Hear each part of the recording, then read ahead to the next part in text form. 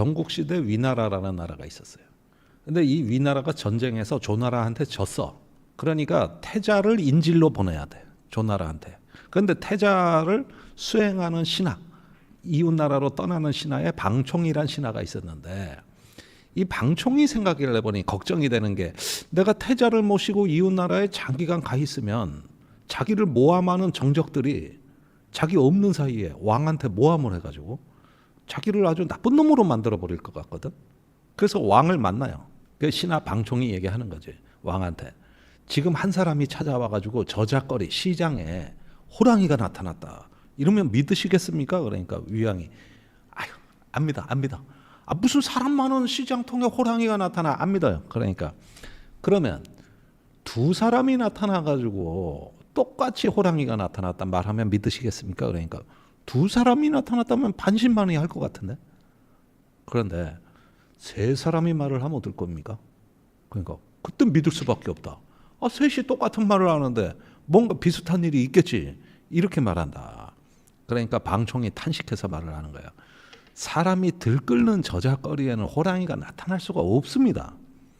하지만 세 사람이 똑같은 말을 하면 없는 호랑이도 진짜가 됩니다. 제가 조나라로 떠난 뒤에 많은 사람들이 저를 모함할 건데 그건 세 사람 정도가 아닙니다. 그러니까 왕께서는 부디 이 점을 살펴주십시오. 유양이 아이고 안심해 안 넘어가 이렇게 얘기를 했는데 방총이 떠나고 나자 정적들의 중상모략이 계속 이어지는 거죠. 결국은 태자가 인질에서 풀려나가지고 귀국을 했거든. 그런데도 방총 이 신하는 조정에 복귀를 못했어요. 왕이 넘어가 버린 거예요. 그러니까 의견이라는 게 다수화가 되면은 이게 시장에 없는 호랑이도 만들어낼 수 있다. 그래서 3인성호, 세 명이 말하면 없는 호랑이도 만들어낼 수 있다. 그러니까 객관적 사실보다 여러 사람들이 반복해서 주장하는 사실 권력이 아니라 의견 권력의 힘이 커지는 순간 이때 국가가 위험해진다. 이게 한비자가 한 얘기입니다. 인간의 뇌는 한 사람이 말할 때는 의심하지만 3명 이상이 떠들어 제끼면은 설마 여럿이 거짓말을 하겠어? 뭔가 있는 거 아니야? 이러면서 흔들린다는 위해왕같이 권력자가 무능하게 되면 이 불신의 시스템을 극복 못하고 그 시스템은 의견 권력에 넘어간다. 오늘날 이제 검증되기 어려운 주장, 어떤 구체적인 물증이라든가 어떤 정책의 실체가 팩트 체크가 될 수 없는 주장, 이런 걸 갖다가 어떤 유튜브 뉴미디어에서 패널들이 다수가 주장을 한다든가 정치인이 얘기를 한다든가 찌라시에 나온다든가 이러면서 마이크가 와글와글하고 시끄러워질 때 이 의견 권력, 즉 다시 말해서 사실 권력이 아니라 의견 권력이 사실 권력을 압도하게 되는 현상이 나타나는데 이게 바로 공론장의 왜곡이라는 겁니다. 이게 오늘날 이재명 정부가 취하고 있는 위기의 실체라는 거예요. 올해 2월에 뉴스공장에서 장인수 기자가 나와가지고 이재명 대통령에 대한 공소 취하, 이 정권의 입장이다. 이렇게 떠들어댈 때만 해도 사람들이 에이 저 너무 많이 나갔어. 저는 좀 음모론이야. 그러니까 한 사람이 이제 저작거리에 호랑이가 나타났다. 이럴 때만 해도 뭐 에이 어째 별로 아닌 것 같은데 이러면서 그냥 좀 시끄럽기는 했지만 그렇다고 해가지고 이게 와글와글 하지는 않았어요. 그런데 그 뒤에 이것이 이제 그 정부에서 그 검찰의 보안 수사권을 존치하는 게 입장이다. 이 얘기가 나오고 그러면서 그 정부가 입장을 안 내고 이러니까 그 뒤에 또 터지는 거예요. 정부가 이재명 대통령에 대한 공소취하하고 검찰 개혁을 맞바꿔 먹었다. 이 얘기로 또 그냥 이제 완전히 이제 와글와글해지다가 그러다가 여름이 되니까 유시민 작가의 이제 어물점 발언까지 나온 거예요. 썩은 내가 난다. 이렇게 해놓으니까 판이 훌러덩 뒤집혔어요.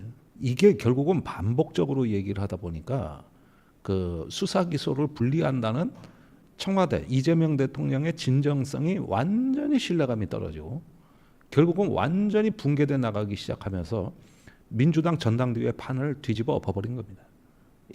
이게 바로 3인성어예요. 검증되기 어려워요. 실체가 있느냐도 어려워. 그냥 냄새가 난다는 거예요. 냄새가 난다는 말도 이게 얼마나 이게 고약한 프레임인가. 우리가 이제 전통시장에 갔는데 어물점이 있어. 그런데 어떤 내가 좀 신경이 과민해가지고 저 생선 가게에서 썩는 냄새가 나는 것 같다. 그러면은 주인한테 가서 저 주인장 이거 냄새 안 나요? 좀 뭐 이상 없어요? 이렇게 얘기를 해줄 일이지. 그 어물전 앞에 가서 동네방네 스피커를 틀어대면서 이 어물전에서 썩은 냄새 난다. 이 어물전 이상하다. 이렇게 그냥 몇 번을 떠들어댔다 그러면은 손님 다 떠나는 거예요. 아니 오늘날 이재명 정부 지지율이 왜 하락하고 있냐고 떠들어대니까 와글와글해지는 거죠. 이쪽으로 손님 떠나는 건 중도층만 먼저 떠나겠죠. 그 다음에 코어 지지층이 떠나는 거고. 근데 그 어물전 앞에서 썩은 냄새 난다고 그냥 얘기를 해버렸으니 아니 어떤 손님이 그 어물전 가가지고 물건 보겠습니까? 혐오스러워서 다 떠나버리지. 그 근처에도 가고 싶지가 않지. 어물전에서 썩은 냄새 난다는데 왜 가겠어요? 몸서리치는 거예요. 몸서리치고. 뉴욕시장 맘다니가 센세이션을 일으키면서 이 뉴욕 시장의 민주적 사회주의자로 이렇게 당선이 된 데는 뭐가 있냐 하면은 버스 요금을 무료로 하겠다. 나는 버스 요금을 무료로 하고 임대 아파트의 가격을 동결해 버리겠다. 이렇게 공약을 내놨는데 이 공약은 검증이 가능한 공약입니다. 내가 피부로 느낄 수 있느냐 없느냐가 아주 쉽게 판단이 될 수가 있어요. 이제 버니 샌더스가 볼티모어 시장을 할 때 그 철학이 뭐냐면은 하수구 민주주의라고 그랬어. 악취가 나는 하수구를 정화하겠다. 이런 걸 공공의 영역으로 민간의 어떤 민영화시키지 않고 공공의 영역으로 내가 품어서 깨끗한 하수도와 물을 공급하겠다. 이렇게 얘기를 한 거거든요. 그러니까 이게 원래 그 민주사회주의자들이 꼭 하수구 문제에 다 달라붙었다는 게 아니라 100년 전부터 이런 문제 하나를 제대로 본다 그래서 하수구 민주주의라 그래. 그런데 이런 어떤 정치인들의 어떤 그 신뢰가 100년에 걸쳐 쌓아왔던 거는 검증 가능한 말을 하던다는 거예요. 저 정치인이 이렇게 말을 했는데 그 목표가 달성됐다 안 됐다. 분명하게 검증의 선을 제시하는 게 이게 책임의 정치라는 겁니다. 그러니까 요즘의 한국 정치의 말의 문제는 뭐냐면 검증될 수 없는 언어로 말을 한다는 거예요. 검증되기 어려운 말들.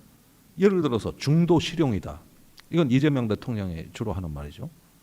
아니 뭐가 중도고 뭐가 실용입니까? 어디까지가 실용이고 어디까지가 가치고 어디까지가 이념입니까?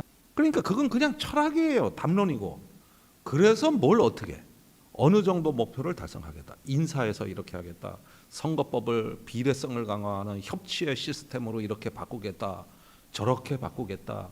이래서 나라가 협치가 되고 연정이 되고 이제는 연합을 꿈꾸는 정치로 이렇게 나가겠습니다.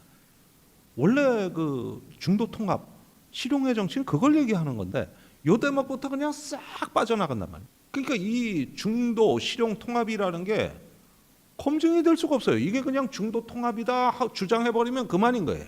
그리고 이걸 비난하는 사람도 마찬가지예요. 구체적으로 이걸 해주십시오. 이러면 우리가 믿겠습니다. 이런 게 아니라 전부 뒷담화야. 요거는 뭔가 설계가 있어. 여기는 뭔가 썩은 냄새가 나. 요거는 뭔가 다른 계획이 있는 거야. 거래가 있는 거야. 어떤 그 검증이 불가능한 어떤 담론 구조에다가 그 다음에 그걸 갖다가 뒤집어 엎는 또 다른 기획설, 음모론 이런 것들을 해가지고 그 동안에 이재명 정부가 입은 피해가 얼마냐. 지지율 푹푹 떨어집니다. 이 의견 권력에서 밀리고 있다는 거. 이런 부분들에서 이제 이 근본 원인을 진단을 해봐야 됩니다. 예를 들면 조국 사면 한번 예를 들어봅시다. 그럼 무리하게 사면해 준 거거든요. 분명히 연말에 해줘도 되는데 하도 뭐 그 당에서 조르고 매달리니까 해줬어요. 사면을. 그렇게 사면해주고 이상한 일이 벌어져. 우선 조국 혁신당은 이 사면을 고마워하질 않아요. 대통령이 이재명 대통령이 이것 때문에 자기 정치적인 희생을 하면서 해줬는데 별로 고마워하질 않아.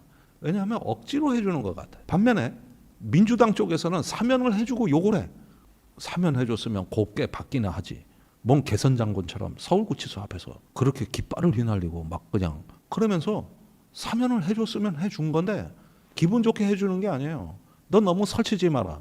이랬단 말이야. 그때 당시에. 원래 사면의 의미가 그거예요. 국민통합이거든요. 근데 그때 당시에 보면 국민의힘이건 조국혁신당이건 별로 고마워하지 않고 별로 통합도 안 하는 거예요. 오히려 더 짜겨진 거지. 이게 지난 6.3 지방선거까지 간 겁니다. 그러니까 이런 부분에서 심사가 뒤틀리는 거예요. 그건 뭐냐? 왜 그런지 아시죠? 권력은 나누는 게 아니라 혼자 먹는 걸로 이해하기 때문이에요. 우리가 갖고 있는 권력이라는 게 같이 나눠서 공동으로 운영하는 우리의 공동의 집이다. 이런 어떤 그 출발점이 통합의 핵심인데, 권력은 내가 먹는 거다. 너는 나한테 와서 신세진 거다. 이런 식으로 되니까 항상 사람들 사이에선 불화가 있고 갈등이 있는 것이죠. 민주공화정은 의견 권력이 사실 권력을 압도할 때는 끝장난다는 거예요. 의견 권력은 의견 권력이어야 돼요. 근데 해를 달이라고 우기고 달을 해라고 우기는 권력, 이런 식의 의견으로 뭉치는 권력이 되면은 이게 이제 민주공화정에서 공론장이 위협을 받는다.